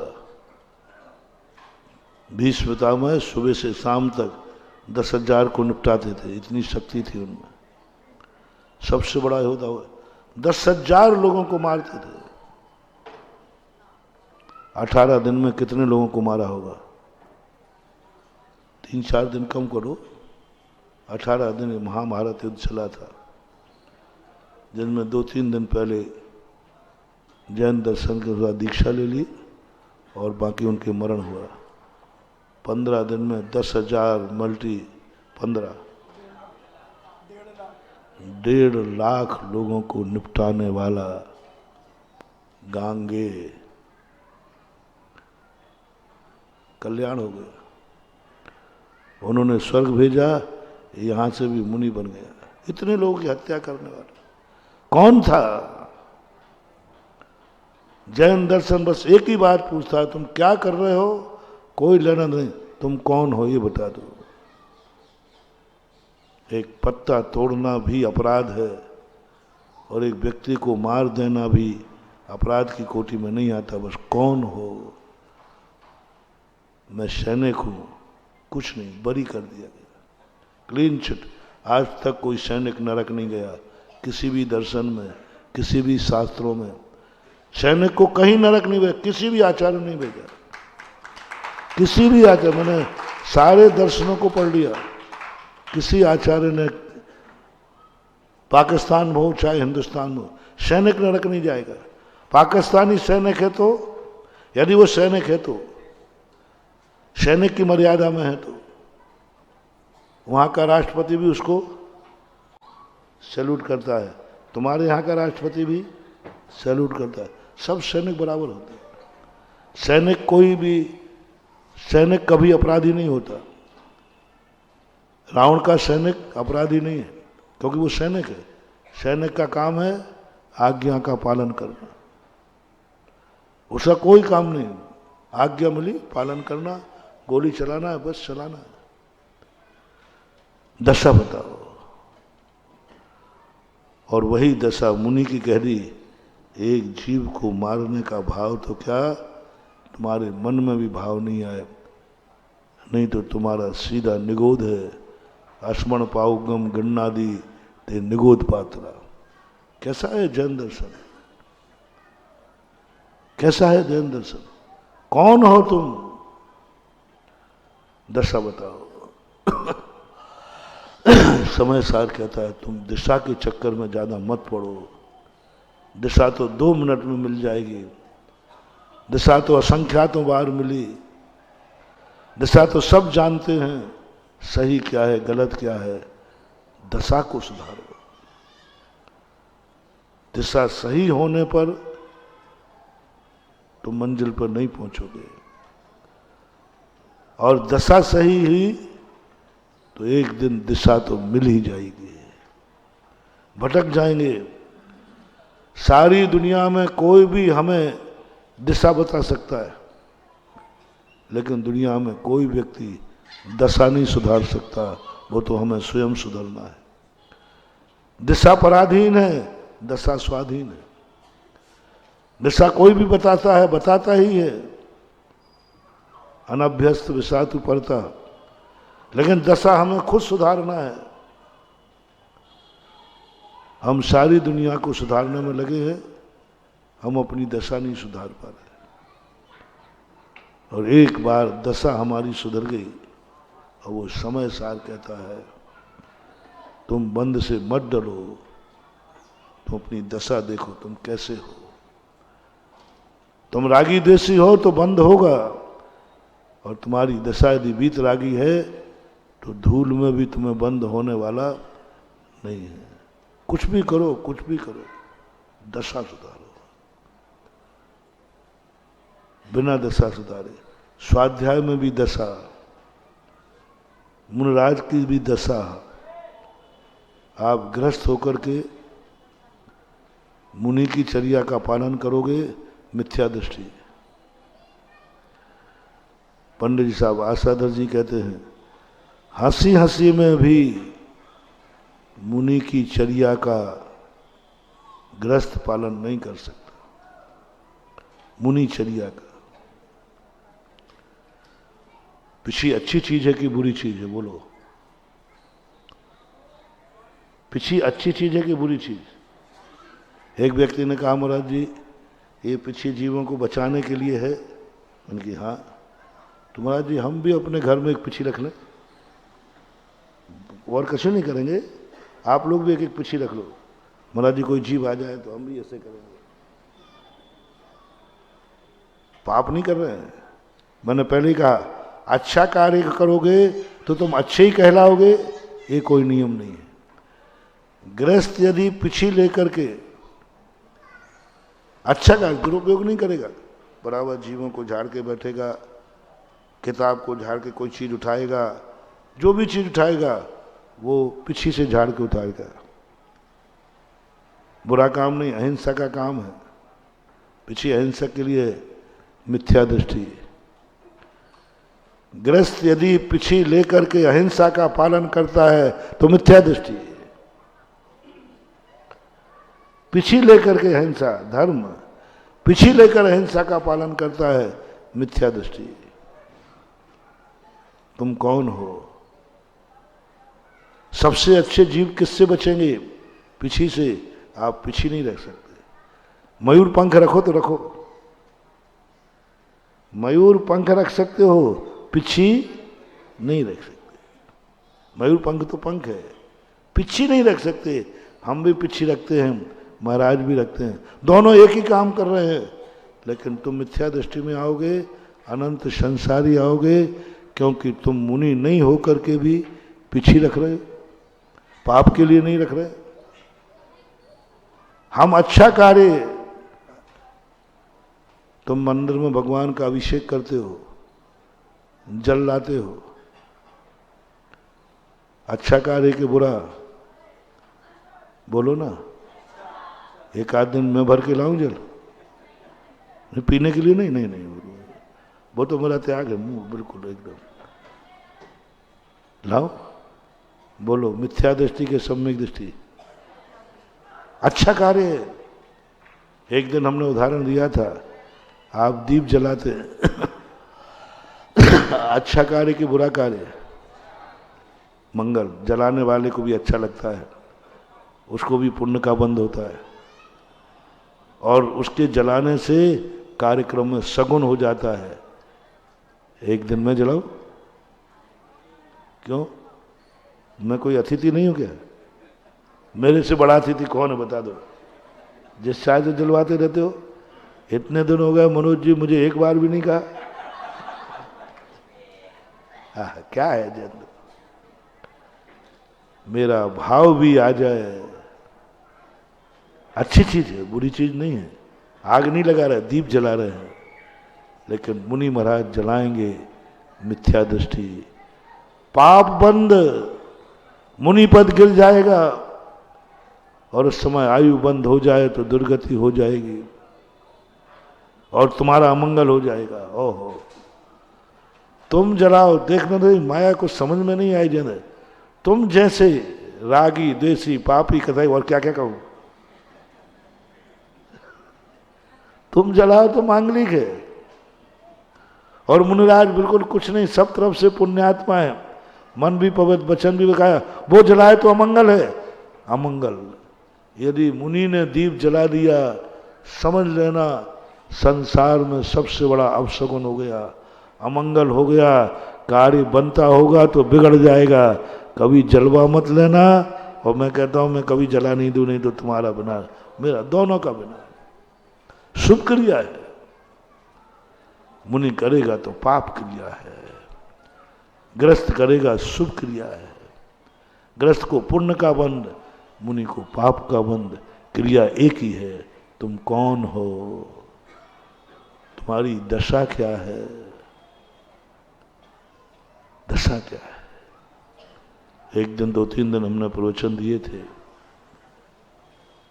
जैसे यहां मुनि में घटाया ना, ऐसे ही एक कोई अजैन है, वो रात में खाता है, उसकी दुर्गति नहीं होगी, कोई जरूरी नहीं। और जैन खावे तो अब रात में सब खाते हैं, ऐसा होता है क्या? तुम कौन हो? रात में खा रहा था, मांस खा रहा था, अभक्ष खा रहा था, जैन दर्शन कह रहा खा रहा होगा, क्या फर्क पड़ता है? कौन था वो? कौन था वो? उसका कुल कैसा था? उसकी जाति कैसी थी? उसका परिवार कैसा था? बोले सब मांसाहारी थे। बोले कोई बात नहीं, कोई बात नहीं। और जैनी की बात आई तो रात में खाने का भाव किया, ये नरक जाएगा पक्का है। पक्षपात नहीं है ये, दिशा सबकी एक है, एक साथ भोजन कर रहे हैं। रात में जैनी को उस समय बंद होगा तो नियम से नरक गति का ही बंद होगा, और यदि बच गया तो बनेगा वो उज्ज्वल रवि शरण महाराज के अनुसार। थोड़ा बहुत यदि नरक नहीं गया, क्रूर परिणाम नहीं किए, तो कुत्ता, बिल्ली, सूकर, मारजार और उल्लू बनेगा। ये जितने उल्लू मिले ना रात में, ये सब जैनी है, मर के जैन बन के रात में खाया है। रवि शरण महाराज ने, आप पद्म पुराण उठा के देख लीजिए। कौन हो तुम?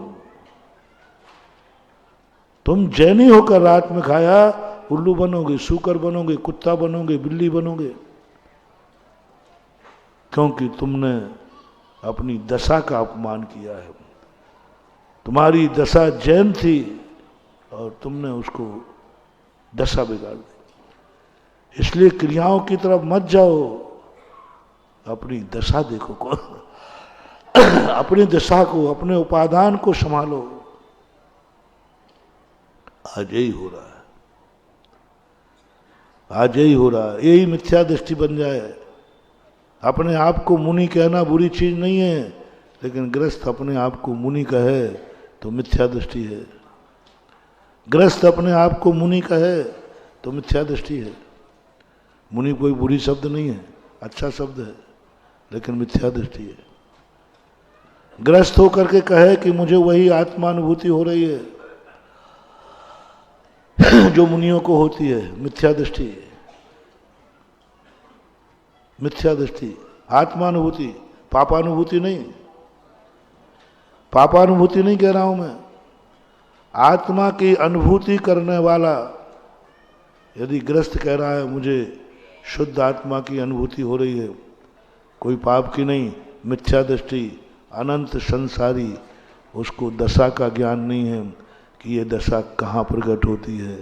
जहाँ राग, द्वेष, कषाय, आरंभ, परिग्रह सब छूट जाते हैं, वहाँ ये अनुभूति होती है। अच्छे की अनुभूति भी मिथ्यात हो सकती है, क्योंकि तुम उसके योग्य नहीं।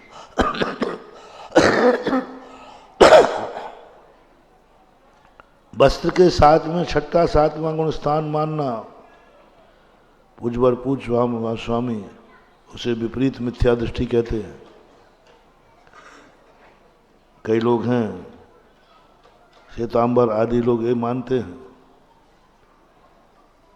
दिगंबर जैन धर्म उसको कहते हैं नहीं, नबी सिज्जदी बत्थदरो जह भी होई तिथेरो। एक जैन धर्म के अनुसार तो मुक्ति नहीं मिल सकती, और तुम वस्त्र के साथ में मुक्ति मानते हो तो नहीं बनेगा। तुम्हारी दशा कौन सी है? तुम दिगंबर जैनी हो। दिगंबर जैनी होकर यदि तुमने माना तो मिथ्या दृष्टि आएगी। हम शास्त्रों को पढ़ पढ़ करके 3 दिन से प्रवचन चल रहा है। उस वस्तु की दिशा मैंने बता दी, एड्रेस मैंने दे दिया। 3 दिन लगे एड्रेस देने के लिए। किसका आनंद लेना है, किसकी अनुभूति करना है, कहाँ रखी थी वो वस्तु? वस्त्रों से पार, शरीर से पार, कर्म से पार, पर्यायों से पार, इतनी तिजोरियाँ, मूल्यवान वस्तु ऐसे ही थोड़ी मिलेगी। मूल्यवान वस्तु पहले तो मकान में रखी, मकान में तलघर में रखी, तलघर में तिजोरी में रखी, तिजोरी में भी एक लाकर में रखी, लाकर में भी डिब्बी में रखी, और डिब्बी के अंदर पुड़िया में रखी। रत्न है, इतनी चीजें रखें, जब कितने अंदर जाना पड़ेगा तब वो बमूल्य। इसी प्रकार कहाँ थी वो अनमोल वस्तु? मकान, जायदाद, परिवार छुड़ाया, वस्त्र छुड़ाए, शरीर छुड़ाया, कर्म नौकर्म छुड़ाए, पर्यायों से अलग करके फिर उनको दिखाया कि वो जो दिख रहा है पर्यायों के पार, गुणों के पार एक में वो है आत्मा। आत्मा भी गायब करो, आत्मा भी गायब करो, आत्मा भी गायब करो। वो जो स्वभाव है टंकोत्कीर्ण ज्ञायक स्वभाव, वो है आनंद, वो है आनंद। आत्मा नहीं है। आत्मा तो आधार है। वहां तक परसों मैंने कहा था कि उन सब चीजों के लिए जीव द्रव्य नहीं, पदार्थ नहीं, तत्व नहीं, द्रव्य नहीं, आत्मा को पकड़ो। समझ में आ गया तुम्हें? बहुत अच्छा लगा है। हिम्मत हो तो करके दिखाओ, पाके दिखाओ, अनुभूति करके दिखाओ। दिशा तो मिल गई, एड्रेस तो दे दिया, अब पाके दिखाओ। होमवर्क है अब तुम्हारा, होमवर्क पाके दिखाओ, वो अनुभूति करके दिखाओ। एड्रेस बिल्कुल मैंने सही दिखाया। वो एक बहुत पहले एक जुगनू पिक्चर चली थी, जुगनू, उसमें एक रत्नों की मछली होती है, उसको चोरों में शर्त लगी, उसको चोरी करके दिखाओ। अब दिखा दो बेटा, जाते ही कट जाओगे। चारों तरफ आरी घूम रही है, पंखा, जो जाने का स्थान है पंखा, बाकी सब तरफ से लॉक है। अब उस पंखे में से जाना है, और पंखे गए और पंख तेजी से घूम रहा है। अब तुम्हारी इतनी स्पीड होना चाहिए कि पंखे की घूमने की स्पीड जितनी है, नहीं तो मरोगे, नहीं तो मरोगे। कपड़े उतार दिए, वहां तक नहीं पहुंच पाए तो मरोगे। ठंड में मरोगे, गर्मी में मच्छर खाएंगे, मरोगे, मर जाओगे बेटा। हाँ, वो खतरनाक चीज लगी है, उसमें से स्पीड बनाना है। वो दशा है, वो है साधना, वो है वो सबसे बड़ी चोर कला।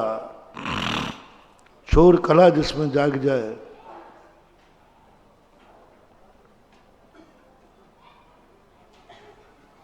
चोरी हुई थी वो मछली, रत्नमयी मछली, और उसी में से हुई थी जिस पर चुनौती की गई थी, इस पंखड़ी में से कोई निकल, तो उसी में से निकल के जा करके और चोरी करके लाता है। वहां तक कोई पहुंच नहीं सकता, लेकिन पहुंचेगा। दशा सुधारो, अपनी दशा को बदलो और दशा की साधना करो। एक गंवार आदमी था, उसका ऊंट था, ऊंट, राजस्थान की कहावत है, ऊंट था ऊंट। एक दिन ऊंट क्या हुआ, उसके गले में कुछ रुक गया। रुकने के बाद उसका खाना पीना बंद हो गया। वो अपने ऊंट को शहर लाया, यहाँ आगरा में लाया।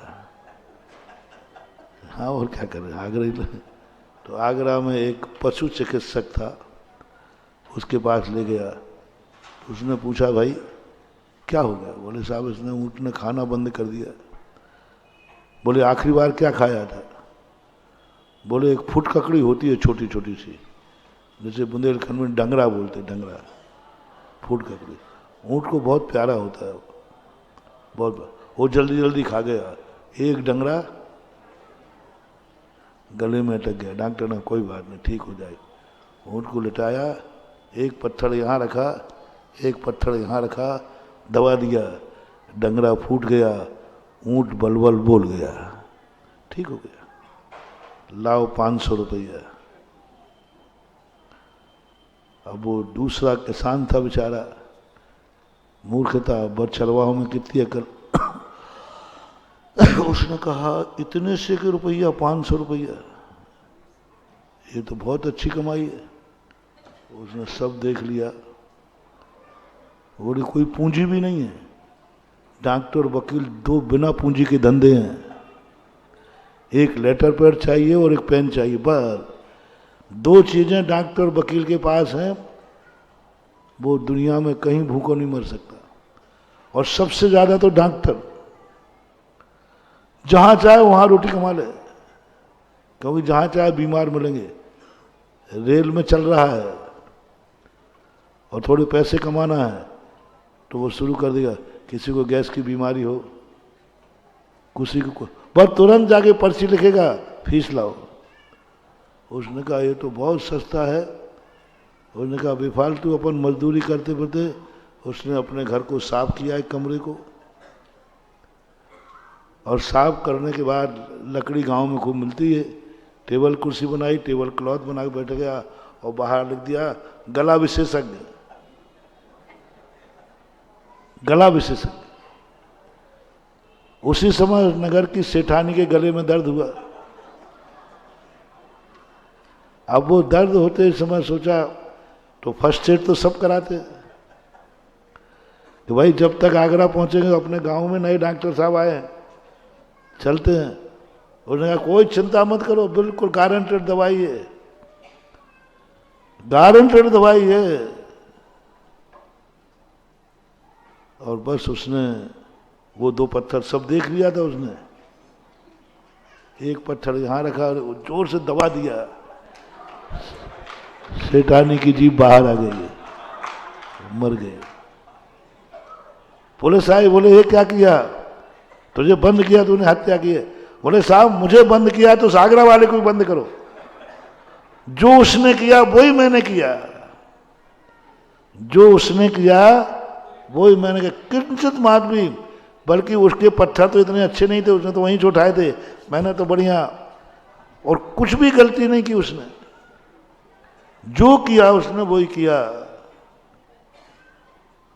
वो लोग क्या, एक कमी क्या थी, वो ऊंट था और ये, और वो कुछ अटक गया था और इसको तो फोड़ा हो गया, जेल चला गया। दिशा सबकी सही थी, दिशा में कोई कमी नहीं थी, क्रिया सबकी सही थी, लेकिन दशा का ज्ञान नहीं होने से कि वो पशु था और किस अवस्था में गलाबंद था, और यहाँ नहीं होने से इसको जेल हो गया। एक ही क्रिया पे सही नहीं। वही मजिस्ट्रेट फांसी लिख देता है और अपन सोचे कि साहब मजिस्ट्रेट भी यही फांसी देगा, कोर्ट केस करो, अपन 4 लोग मिलकर के यहीं फांसी चढ़ा देते हैं। कोर्ट से भी फांसी होती, कोर्ट फांसी दे सकता है, तुम फांसी नहीं दे। अधिकृत तुम कौन हो? समय सार कहता है पहले अधिकार बताओ, क्या तुम्हें फांसी देने का अधिकार है? नहीं है तो तुम अपराधी को भी फांसी नहीं दे सकते। अपराधी को भी फांसी नहीं दे सकते क्योंकि तुम अधिकृत नहीं हो, तुम्हारी दशा फांसी में देने लायक नहीं है। इसलिए समय सार पढ़ने के पहले सोचें। समय सार को कई लोग बहुत इजी ले रहे हैं। यही तो किया बनारसी दास ने। उन्होंने कहा दिगंबर मुनि की बात कही, उन्होंने छोड़ दिया। उन्होंने अपनी दशा नहीं देखी कि मैं तो श्रावक हूं, मेरी दशा तो श्रावक की है। कपड़े उतार देने से मुनि नहीं हो जाता, कपड़े उतार देने से मुनि नहीं हो जाता, वो भी श्रावक ही रहेगा।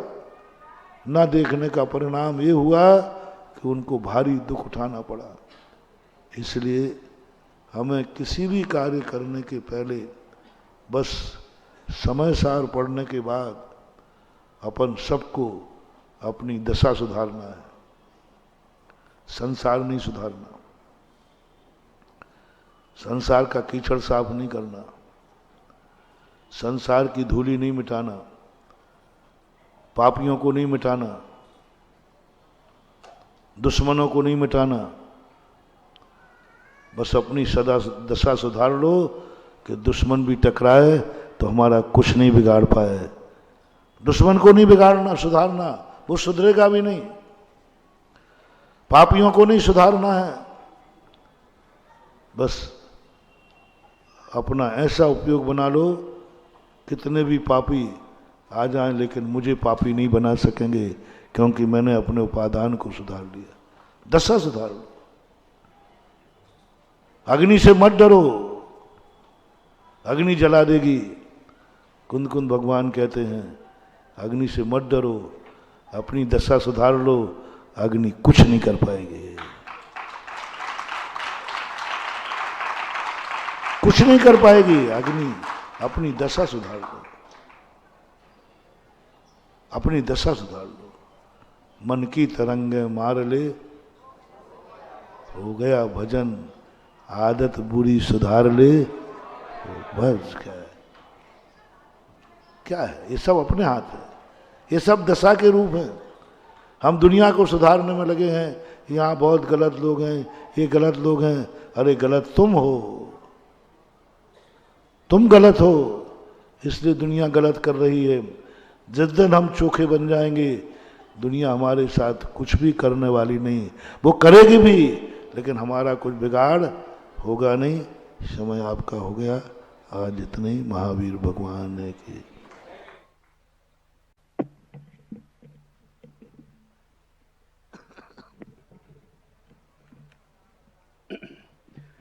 दिशा के लिए दशा सुधारनी है हमें, और आज यह सूत्र भी हमें मिला है। आज एक बात बड़ी पुरानी घटना के साथ याद आ रही है इसी प्रसंग में।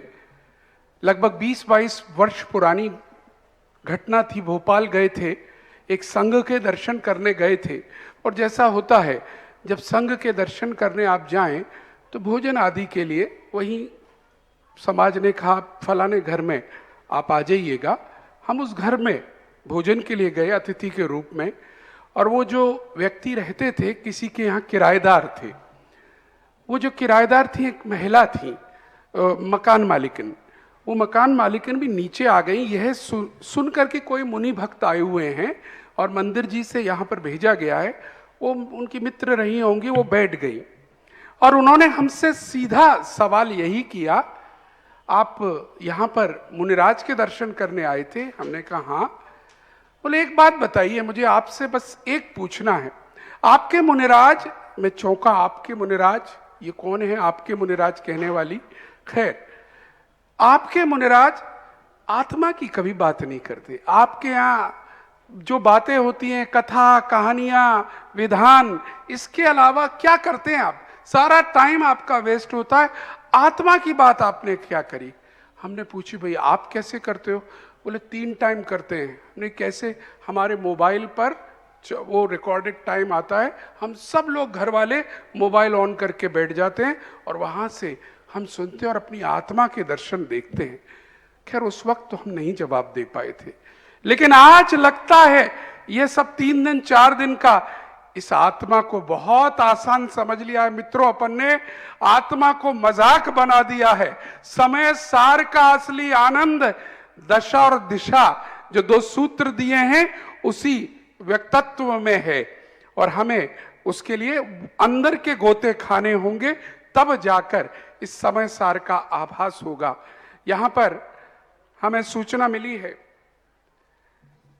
संत सुधा सागर कन्या महाविद्यालय की निर्देशिका डॉक्टर वंदना जैन जी आज वापस जा रही हैं। हम चाहेंगे वो कृपया यहाँ पर आएं, श्रीमती शीला जी डोडिया उनको लेकर जाएं और हम उनका स्वागत कराना चाहेंगे। यहाँ स्थानीय महिलाओं में से भी कोई आ जाएं, 1 जना कोई भी आ जाएं उठकर, और शीला जी आ जाएं और अनिल जी स्वागत सामग्री हमें दें और उनका स्वागत, और आप सबकी जोरदार तालियां भी हम चाहेंगे। जिस प्रकार से यहां पर प्रोडक्ट हम देख रहे हैं, तो शिक्षक शिक्षिकाओं के ऊपर बहुत बड़ी जिम्मेदारी और हमें प्रसन्नता है कि इतना सुंदर कार्य जब हो रहा है तो इन लोगों का सबसे बड़ा योगदान है। सभी शिक्षक शिक्षिकाओं के लिए जरा मिलकर तालियां बजा दीजिएगा। हमारे बीच में कुरावली से डॉक्टर सुशील जी जैन और उनके साथीगण यहाँ पर आए हुए हैं, अगर हो तो कृपया हाँ आइएगा, पधारें। और आज डोंगरगढ़ जाने के प्लान में हैं, क्योंकि उनकी एक ही टारगेट है, पूज्य श्री को लेकर जाना पंचकल्याणक के लिए, और देखते हैं कि आपकी जो प्रार्थना है सफल हो। हमारी भी कामना है आपके साथ। चलिए सभी लोग खड़े हो जाएं और 2100 रुपए की राशि अमरनाथ जैन पीके जैन आगरा परिवार की ओर से संस्थान की बच्चे बच्चियों के लिए दिए गए हैं। बहुत बहुत साधुवाद। आइएगा, अब अर्घ अर्पण करेंगे अपन सब। प्रारंभ करें। आचार्य श्री जी के चरणों में हम झुका रहे अपना माथा, जिनके जीवन की हर चर्या बन पड़ी स्वयं ही नवगाथा।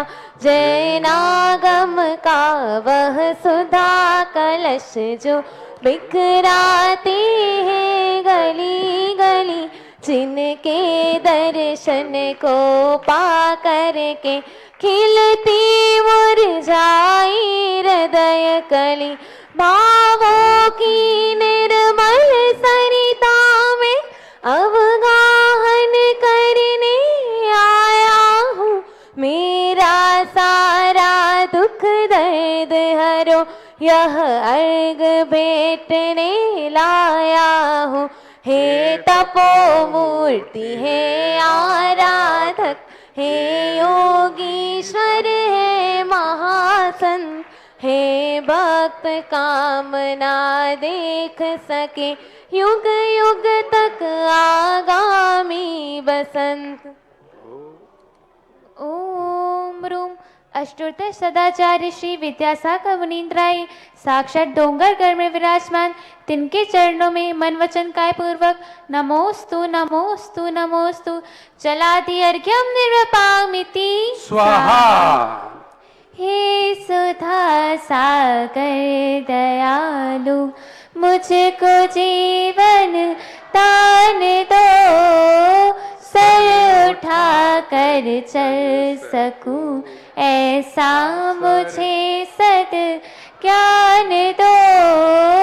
आ सकूं तेरे निकट ऐसा सरल सो पान दो, शीघ्र तर जाऊं भवोदधि यह मुझे वरदान दो, नाम ही जपता रहूं जीवन तराने के लिए। भेंट में कुछ भी नहीं लाया चढ़ाने के लिए, हे सुधा सागर दयालु। ओम रह परम पूज्य निर्यापक श्रवण मुनि पुंगव हम सबके आराध्य श्री सुधा सागर मुनीन्द्राय तिनके चरणों में बारंबार नमोस्तु नमोस्तु नमोस्तु। चला दी अर्घ्यम निर्वपामीति। बोधि समाधि परिणाम शुद्धि स्वात्मोपलब्धि शिव सौख्य सिद्धि। चिंतामणि चिंतित वस्तु दानी त्वां वंदमान शिवमस्तु देवी।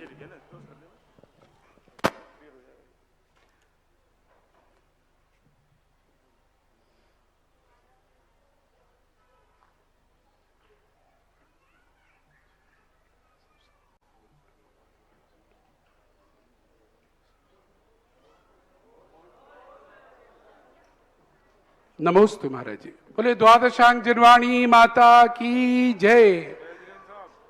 बोले परम पूज्य निर्यापक क्षमा मुनि पुंगव 108 श्री सुधा सागर जी महाराज की। श्रवण संस्थान जो मई जमा कर अपन बच्चों को चढ़ा लो काय बच्चों में चढ़ा लो क्या जिले से आगे बहुत आ रहे हैं ना। क्या लिया भैया